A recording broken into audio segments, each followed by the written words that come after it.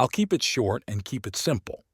My wife and I have been separated for 3 months now, and it's been quite the journey. We hit our 12th anniversary back in May, and it's been a roller coaster ride. We share an 8-year-old daughter, which adds another layer of complexity to the situation.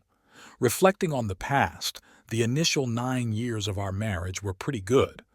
For some necessary background, I've been working as an anesthesiologist at the same hospital for a decade. Now let me share some observations and lessons I've learned during this separation. I've come across a fair share of 42-year-old women who put in a tremendous effort to maintain their looks, hitting the gym, watching their diet, attending to every detail from hair to nails to clothing. And yes, they do look fantastic. But as much as they work hard, the reality is they might be past their prime.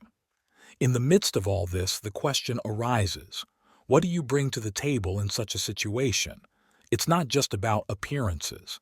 There's more to consider. And then there's the phenomenon of people assuming they can always come back if things don't work out elsewhere. It's as if they believe the nice guys will be there, ready to take them back, regardless of how poorly they've been treated. I've also observed the dynamics of being too nice and compliant in relationships. It seems that such behavior can inadvertently encourage partners to take advantage. It's a tricky balance to strike, being kind and understanding, but not at the expense of being a doormat. Now, fast forwarding to my own situation, being separated for 3 months has provided a lot of time for introspection. It's a challenging period, but there are valuable lessons to be learned. I'm navigating through this with my daughter in mind, trying to make the best decisions for both of us. Life is unpredictable and relationships even more so. I'm learning, growing, and hopefully emerging from this experience wiser than before. So, as I reflect on the past, it's clear that things took a turn for the worse around our 10th year of marriage.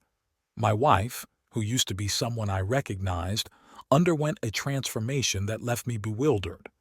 While I'm more on the introverted side, our dynamic worked well until it didn't. I used to love coming home after a stressful day at work, but something changed. Instead of heading straight home, I found myself sitting in the hospital parking lot, doing anything and everything to delay facing what awaited me at home. It's a scenario that sounds all too familiar. Guys stopping at the bar before heading home to avoid the challenges of dealing with a difficult partner. She started criticizing everything, making cruel comments that cut deep. According to her, I was boring. My expressions were annoying and she hated everything about me. Even my risk-averse nature became a point of contention. Apparently, I should quit my stable job at the hospital and venture into self-employment as an anesthesiologist. Now the big question is, why did I put up with this? Why didn't I stand up for myself? The answer, according to the narrator, is summed up in 2 words: nice guy. Nice guys, as I put it, don't stand up for themselves. They let themselves be walked over, and that passive behavior only invites more bullying. It's a familiar pattern throughout history. Passivity often invites aggression. She even went on to tell me that I never wanted anything better for myself, and she couldn't even stand that I was content with an upper-middle-class life. According to her, our life was just a slightly better version of average, a slightly bigger house, slightly better vacations, but still very average. It's a tough situation to be in, and it's clear that the dynamic in our marriage needs to change. Standing up for myself and asserting my needs seems like a necessary step, even though it might be challenging. There's a lot to unpack, and the path forward is uncertain. But one thing's for sure, maintaining the status quo isn't an option anymore. It's clear that my wife's expectations stretch beyond our comfortable upper-middle-class lifestyle, and despite my efforts to make her happy, there's an unrelenting desire for more. The narrator raises a valid point. Am I inadvertently rewarding bad behavior by constantly agreeing to vacations and surprises? It's a hard truth to digest, but perhaps a necessary one. Standing up for myself seems crucial at this point, especially if I want to break free from this cycle of dissatisfaction. Financially, being an anesthesiologist provides a good living, and yes, I acknowledge that being self-employed might increase my income. However, it's not a path everyone can or should take. The uncertainty of running a business is not for the faint of heart, and I've chosen a stable job for valid reasons. Despite my best efforts to keep the flame alive, the relationship is deteriorating. It's disheartening to witness sudden bursts of affection followed by relentless criticism and anger. I suggested therapy or a life coach, genuinely believing it could help, but the narrator expresses doubt about the effectiveness of such measures. Then came that unexpected text at work, a bombshell that shattered whatever semblance of normalcy remained. She confessed to falling out of love and urged me to consider co-parenting because, in her words, it was over. So here I am, still trying to wrap my head around the abrupt end to our 10-year marriage. A text saying it's over, and to top it off, she's the one moving out, leaving our daughter behind without a seeming care in the world.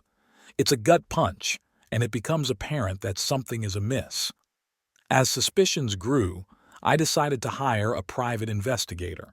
She claimed to be subletting an apartment from a friend, but it turns out she was living somewhere else most of the time. The truth unraveled, revealing an affair with an acquaintance of mine, someone whose family was close to some of my other friends. A real nice guy move, isn't it? Discovering that an acquaintance is involved with your wife is a new level of betrayal.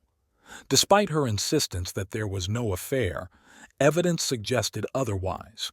She had already filed for divorce just a week and a half after dropping the bombshell. The lies continued as she used the sublet apartment for visitation with our daughter, all while denying any involvement with the other man.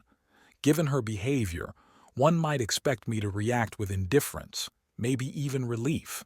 But no, I was devastated. The unraveling truth started to make too much sense. The other man, a 46-year-old businessman with 4 seven-figure businesses, involved in real estate, charming but known for short-lived romantic relationships, wealthy and apparently the source of all the discontent about my income and lifestyle. With this revelation, I decided to lawyer up and respond to the divorce complaint. The fight for custody began, and things were taking a turn for the ugly. It's a painful chapter, and the road ahead is uncertain, but the fight for justice and the well-being of my daughter is non-negotiable. So here I am, dealing with a revelation that adds another layer of complexity to this already messy situation. A week after she dropped the bombshell, and as I was dropping off our daughter, she invites me inside.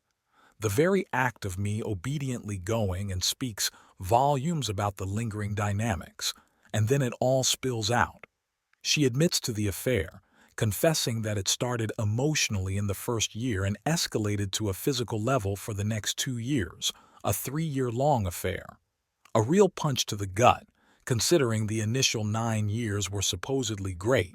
It's a common shock for many guys who believe everything is fine until reality hits. Now she's claiming midlife insanity, expressing remorse because, apparently, I was 90 above reproach as a husband and a person. Suddenly, she wants to come back, but there's no way I'm buying into that.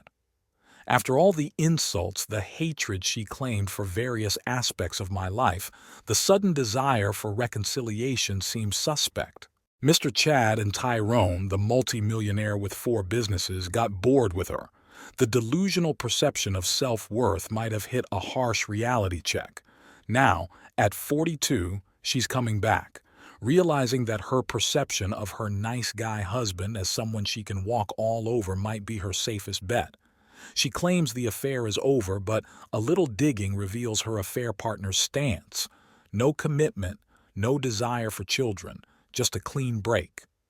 The typical Chad and Tyrone move, as the narrator describes it. Successful, but still fitting the bad boy archetype, and now done with her. As we call it, pump and dump tactic. She throws in the promise of counseling and expresses a desire to withdraw the divorce case. My response is honest. I need time to think, to process the hurt that this revelation has caused. My inner voice is screaming at me and telling me to kick her in the face and ask her to suck on Tyrone's sausage and better choke on it. She can go to hell for all I care, but I need to do something for my daughter. I need to give her a clean home. When she grows up and asks me why I left her mother, I'll let her know the truth. Your mom was having an affair. She was effing some dude for 3 years and ended the marriage and walked away without care in the world towards you. You must be wondering, what did I do next? Just what you were thinking. I dumped her and moved on with my daughter. Life is better when you keep it simple.